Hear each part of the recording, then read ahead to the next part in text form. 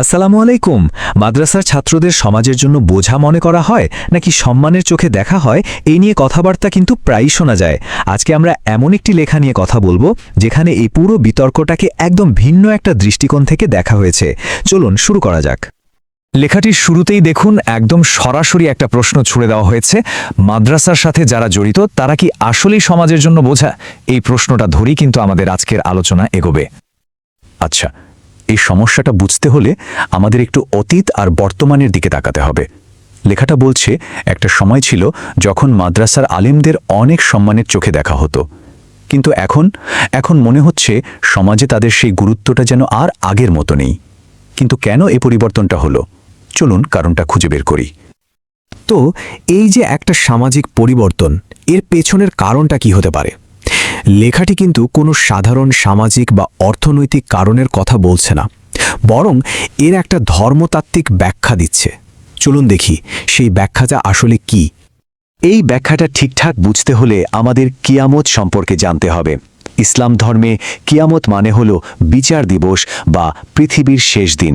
এটা একটা মৌলিক বিশ্বাস, আর উৎসটির মূল যুক্তি কিন্তু এই ধারণার উপরেই দাঁড়িয়ে আছে। লেখাটির মূল ভিত্তি হল একটি হাদিস। হাদিসটিতে বলা হয়েছে, যতক্ষণ পৃথিবীতে আল্লাহর নাম নেওয়ার মতো মানুষ থাকবে ততক্ষণ কিয়ামত আসবে না।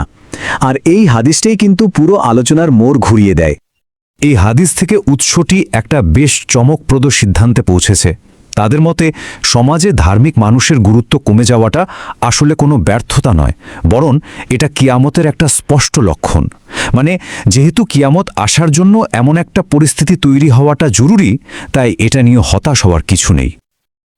তাহলে এই পরিস্থিতি যদি আসেই, তবে এই সংকটময় সময়ে করণীয় কি হতে পারে? লেখাটি এর উত্তরে কি পরামর্শ দিচ্ছে, চলুন সেটা একটু দেখি। উৎসটি এই কঠিন সময়টা পার করার জন্য 3টা প্রধান পদক্ষেপের কথা বলছে। প্রথমত, যে দিনই জ্ঞানী অর্জন করা হোক না কেন তা নিজের জীবনে পুরোপুরি প্রয়োগ করা। দ্বিতীয়ত, ভবিষ্যতের জন্য বাস্তব প্রস্তুতি নেওয়া, যেমন ধরুন ব্যবসা বাণিজ্য বা অন্য কোনো উদ্যোগ গ্রহণ করা।